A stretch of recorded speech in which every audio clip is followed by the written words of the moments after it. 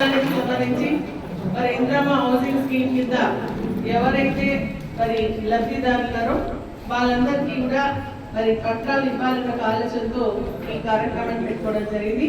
ప్రతి నియోజకవర్గానికి 3,500 ఇండ్లు మరి శాంక్షన్ చేస్తే ఇందిరమ్మ కంపెనీల ద్వారా మరి 2100, అదేవిధంగా ఎమ్మెల్యే కోటా కింద మరి 1400 ఇండ్లు ఇవ్వడం జరిగింది. అంటే మనం 1400కు సంబంధించిన లిస్ట్ పంపించడం జరిగింది.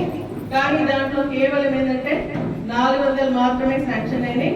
ఇంకా 1000 శాంక్షన్ కావాల్సినట్టు పరిస్థితి ఉంది.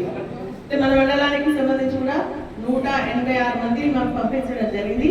దాంట్లో భాగంగా 168 మంది మరి ఎంపిక కావడం జరిగింది. కానీ 400 వేయడం వల్ల ఇప్పుడు కేవలం 81, 82 లబ్ధిదారులకు మాత్రం ఇస్తా ఉన్నా. మిగిలిన ఇచ్చినటువంటి వాళ్ళు ఎవరు కూడా బాధపడాల్సినటువంటి అవసరం లేదు.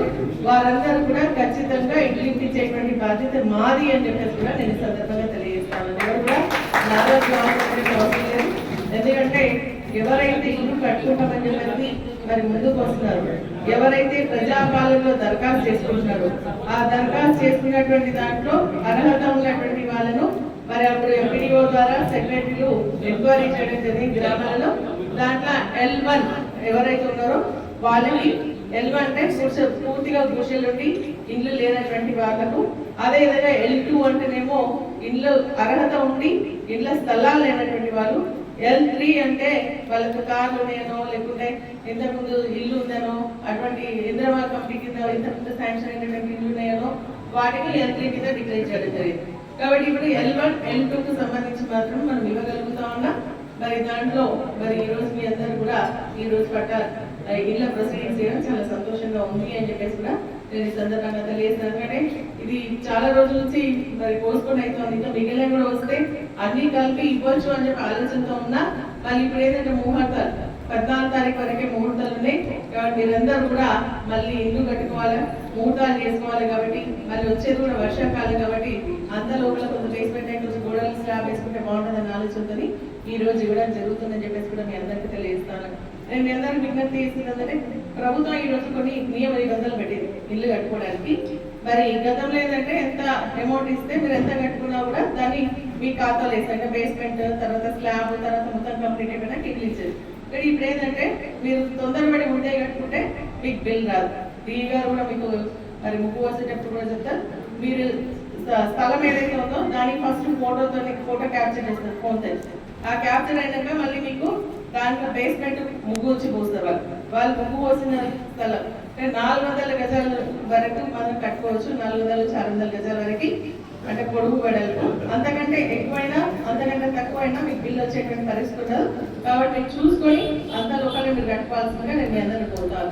ఒకవేళ నిజంగా కూడా మీకు ఇల్లు సరిపోదు అని అనుకుంటే మొత్తం ఫైనల్ బిల్ వచ్చిన తర్వాత అప్పుడు మీరు ఫైన్ వేసుకొని, లేదంటే పక్కన స్థలం ఉంటే పక్కన కూడా కట్టుకోవడానికి అవకాశం ఉంటుంది. కాబట్టి ఆ విధంగా చేయాలి. ఇప్పుడు మాత్రం ఎందుకంటే మీరు ఎక్కువ తక్కువ కట్టినా మళ్ళీ మీరు బిల్ రాకపోతే ఇల్లు కూడా అర్థం లేకుండా ఉంటుంది. కాబట్టి అంతవరకే కట్టుకోండి అని చెప్పేసి కూడా నేను అందరికీ తెలియజేస్తా ఉన్నా. మరి స్లాబ్ లో మాత్రం కొంచెం ఎక్కువ తీసుకున్నా కూడా పైన కొంచెం ఎక్కువ తీసుకున్నా ఇస్తున్నారు. మరి ఇంతకుముందు ఏంటంటే ఇందిరమ్మ ఇండ్లు గతంలో మరి ఇందిరమ్మ ఇండ్లు ఇచ్చినటువంటి వాళ్ళు ఒక 3000 సిమెంట్ తీసుకున్నా, 3000 పైసలు తీసుకున్నా, 10 సంచులు సిమెంట్ తీసుకున్నా వాటన్నిటి కూడా ఇప్పుడు L1 చూపించిన శాంక్షన్ అయినాక బిల్స్ వస్తలేవు. దాన్ని మన గౌరవ మన పొంగులేటి శ్రీనివాస్ రెడ్డి హౌసింగ్ మినిస్టర్ గారు మీటింగ్ పెట్టినప్పుడు వారి దృష్టికి తీసుకొచ్చినారు. అటువంటి వాళ్ళకి వీళ్ళే శాంక్షన్ ఇచ్చిండ్రు. ఇప్పుడు మళ్ళీ వాళ్ళకి బిల్స్ చేయకపోతే ఇబ్బంది పడుతున్నారు. వారిని మరి ఇవ్వండి అని చెప్పేసి అడిగినా కొంతవరకు ఏదో ప్రయత్నం చేస్తామంటారు. కొంతమంది ఏంటంటే తెలియక ముందే బేస్మెంట్లు కట్టుకున్నారు. కాబట్టి ఆ బేస్మెంట్లు కట్టుకున్నటువంటి వాళ్ళు కూడా ఏం చేస్తున్నారంటే బేస్మెంట్ బిల్ తీసేసి మిగిలిన బిల్స్ ఇస్తామంటున్నారు. బేస్మెంట్ కట్టిన తర్వాత 1 లక్ష రూపాయలు వస్తాయి. తర్వాత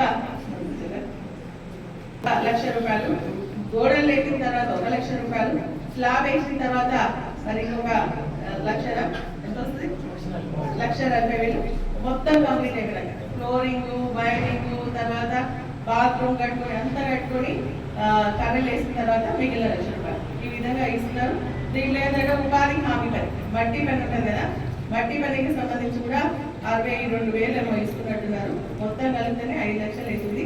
కాబట్టి నేను ప్రభుత్వానికి విజ్ఞప్తి చేసినది ఏంటంటే ఉపాధి హామీలో పని చేసుకోవడానికి మీకు 100 రోజులు అవకాశం ఉంటుంది.